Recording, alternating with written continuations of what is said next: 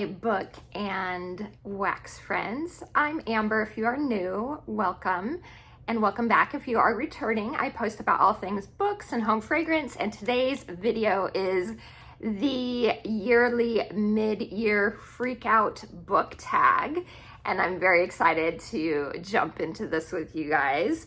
And definitely feel free to do the tag yourself. It's a lot of fun.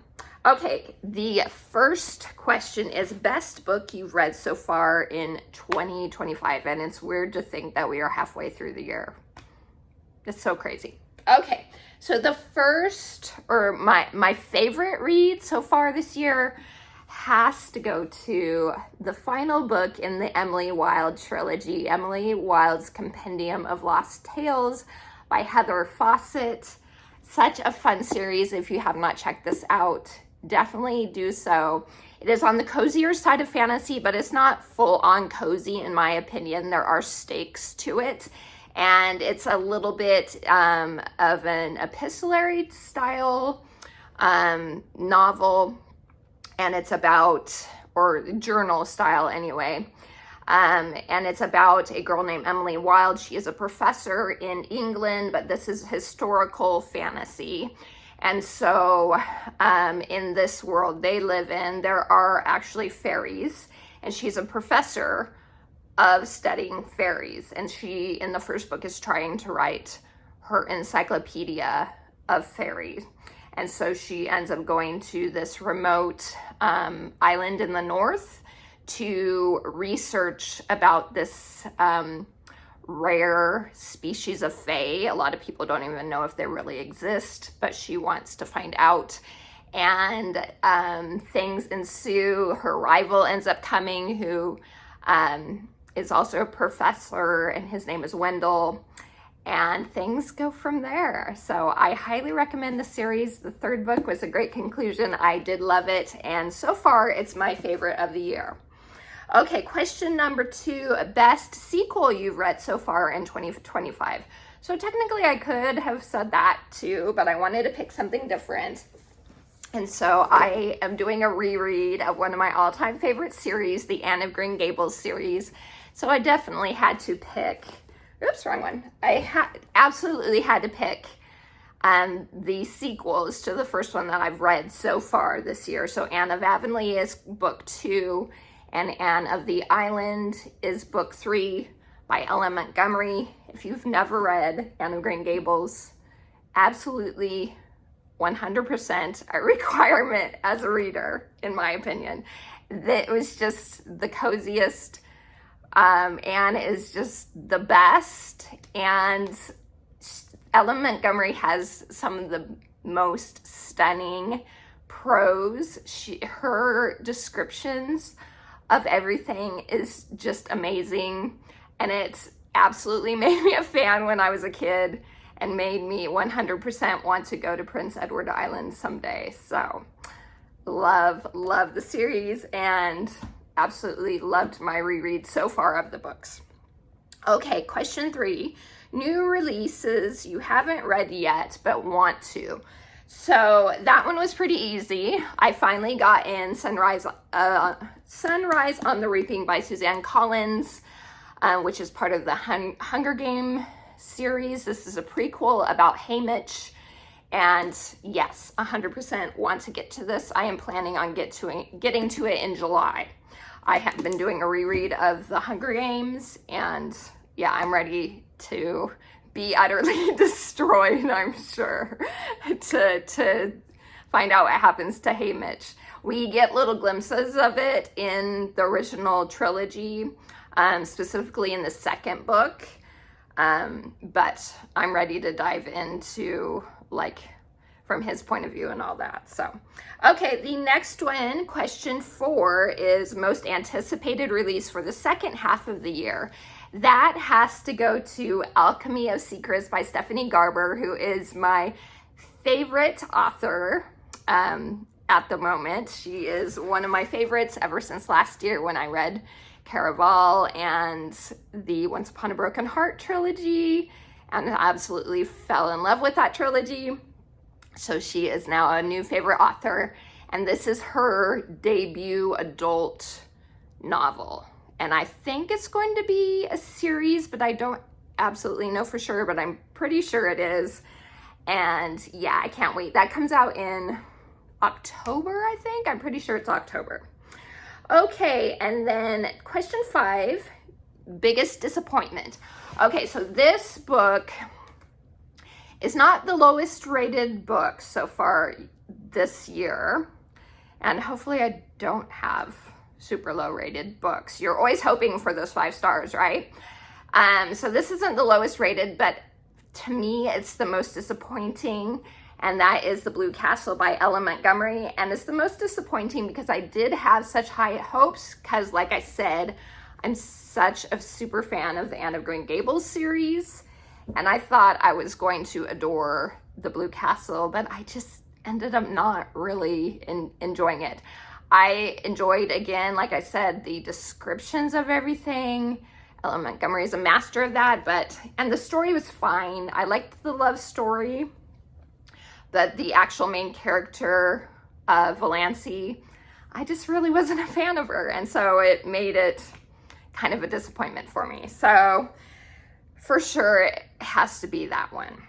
Okay, question 6 is the biggest surprise, and that is The Most Wonderful Crime of the Year by Ali Carter. I do enjoy Ali Carter. It's not the first book I've ever read by her. I read this in January. I ended up giving it 5 stars, and it was a surprise because I am not really into like mysteries right now. The last year or so, I really have kind of been about mystery novels.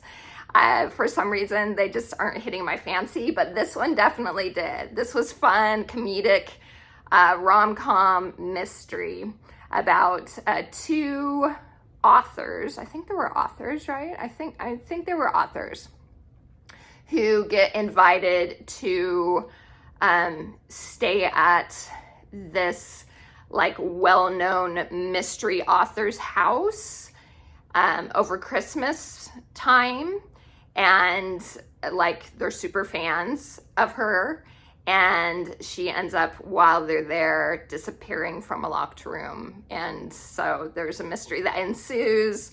People don't know, maybe she was murdered or what happened, and yeah, it goes from there. It's super fun, super cute. So that is definitely my biggest surprise. Question 7 is favorite new author, so new to you or debut author, and that has to go to Brandon Sanderson. So I know I just talked about Stephanie Garber, but I've known her from last year, which I think she was my answer last year for this question. But I just read Mistborn in May, and this month in June, I read Trust of the Emerald Sea, and both were fabulous. And so definitely a new favorite author. So I can't wait to jump into the rest of his stuff when I get the chance. So, okay. Question 8 is newest fictional crush. So Jax from Once Upon a Broken Heart is still my fictional crush. But if I had to pick someone new, I would probably go with Hall, who is from the Christmas rom-com Just Like Magic, which is by, I can't remember who that was by. Sarah Hogan, I think was her name. If I'm wrong, I'll put it down here for you guys. And that book was just so much fun. Highly, highly recommended if you are looking for a cute, Christmassy type of Christmas book. Because, you know, sometimes they say they're Christmas books, Christmas style romances, and then they end up not being all that Christmassy, which actually The Most Wonderful Crime of the Year isn't all that Christmassy, besides it taking place during the Christmas season. But Just Like Magic definitely is, and Hall is just the most adorable guy. And yeah, so he would be probably my newest if I couldn't pick Jax, but Jax is number 1. The next one is question 9, newest favorite character. And that has to probably go to Say Zed from the Mistborn series. So again, by Brandon Sanderson. So this is the second book. Haven't gotten to this. I'm planning on reading this in July.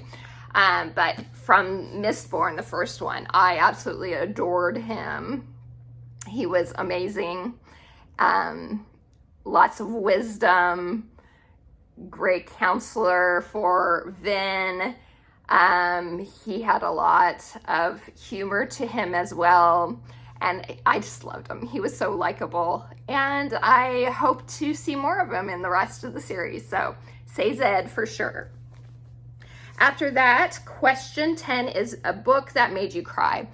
Mistborn did, but thinking back on what I've read so far, I think the book that's made me cry the hardest and the most was These Silent Woods by, and I forgot to put who the author was. Who was that by? I do not remember, but anyway, I'll put it down here for you guys, or I'll have, the picture. You'll see the picture. You're seeing the picture right now. So, this book absolutely made me cry at the end. It made me sob buckets of tears. So, that has to be my number one pick for that.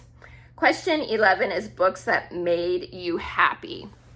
So for this question, I decided to go with a middle grade book that I read actually just last month, and that is The Adventures of Miss Pettifor. And this book was so charming and cute and whimsical, kind of had the same vibe as, not necessarily Mary Poppins, the books, but more Mary Poppins, the Disney movie, because in the book, she's a little bit more like stern and strict compared to the movie version. So think of Miss Pettifor a little bit like movie Mary Poppins, except so she has a little bit of magic to her. She has like 16 cats. She flies around everywhere with a tablecloth that catches the wind, with the cats holding on to her skirts to the ends. They link like tails and fly everywhere. And that's all different, like charming stories about her adventures. And there is a sequel, which I'm hoping to get to someday. But if you're looking for a charming English style tale with adorable pictures, I definitely recommend The Adventures of Miss Pettifor. Made me happy for sure. Let's see. Question 12 is the most beautiful book you bought or received this year. Oh, and I don't think I can't do that one. Okay, this year, I think has to go with one that I just received this month. And then another, The Sprayed Edges, last month. And it is A Forgery of Fate. This is by Elizabeth Lim, and it is the Owl Crate edition. But just look at that. When I opened this, I literally gasped. And look at the edges. It is gorgeous. It is so pretty. Look at the inside of this. It is amazing. And then there's a reverse dust jacket. And I'll show you the naked hardcover too, just a minute. So there's the reverse dust jacket. And there is the naked hardcover. And then the back end papers. It's just stunning. Seriously stunning. I can't wait to get to this book. I have added it to my summer TBR because it is kind of all about the sea. It's about being underwater and stuff. And so I was like, oh, I think I need to add that to the summer TBR. So hopefully I can get to this one. But my absolute favorite sprayed edges that I got this year has to go to my Bibliopolis books, Sprayed Edges of the Once Upon a Broken Heart trilogy. So the actual books are the regular editions. So they just do the sprayed edges, but look at that. Look at that. It is just so beautiful. I love it so much. How can I not when I am obsessed with the series? So those would have to be my answers for that. Okay, question 13 is, what books do you need to read by the end of the year? So I do have my 25 in 2025 books. I would like to work on at least more of the Anne series, since I am reading through that series, but I don't really have a goal of it having to be done this year necessarily, but I would like to at least read a couple more of those. But as far as my 25 in 2025, I'm making pretty good progress on it. I still need to read Dracula by Bram Stoker, which I'm waiting for October to do that one. I still need to read Jane Eyre by Charlotte Bronte, which I'm planning on September, I feel like, for that one. I need to read, which I do have somewhere around here. Where is it? Remarkably Bright Creatures, which I do plan this summer on reading. Then A Deadly Education by Naomi Novik is on my list. The Nightingale by Kristen Hanna. Strange the Dreamer, which I honestly don't know if I'm going to get to that one this year. We'll see. It's a pretty chunky one, and I did just check it out last month to read, and I never got to it. Or maybe it was this month. I don't know. Then what else? The House Witch by Della Hawk, which is a cozy fantasy. Garden Spells by Sarah Addison Allen. A Man Called Uva by Frederick Bachman. I've never read a Frederick Bachman, so I wanted to at least get to one of those, and that felt like it would be a heartwarming, but not like utterly destroy me. Like, I've heard Beartown has a harder subject matter, and so even though I've heard it's phenomenal, I don't know if that's one that I could handle. Let's see. Then The Count of Monte Cristo. I don't know if I'll finish that one or this year. I'm waiting on an audiobook of it, and I'll probably read it that way. So we'll see. The Storied Life of A.J. Fikry by Gabrielle Zevin. The Book That Wouldn't Burn by Mark Lawrence, which I'm planning on this summer, hopefully getting to that one. Let's see. And lastly, Sipsworth by Simon Van Buy. So that's pretty good. I think that's about like half, right? 1, 2, 3, 4, 5, 6, 7, 8, 9, 10. Almost half, a little more than half of the books I need to get to. So not bad at all. I'm pretty proud of myself for that. So, okay, that was what? Yeah, that was 13. Okay, 14 is, what books do you want to reread this year? So I do want to, as I said, continue the Anne of Green Gables series. So it is a reread for me. It's just been a long time since I have read them, but they are rereads. So the next one will be Anne of Windy Poplars. So I'm looking forward to getting to that one. That might be a September book for me. And then after that, I will probably reread the Once Upon a Broken Heart trilogy again, but I am planning on doing Caraval. I'm going to reread them over again before I reread my next reread of Once Upon a Broken Heart. Before that, I plan on doing Caraval.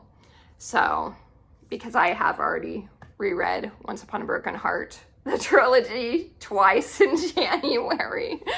So I want to reread these first, and then I'll probably get to those again. So, and then the last question is question 15, which is a book you enjoyed with mixed reviews. So this will be part of my wrap up, so I won't talk super much about this book.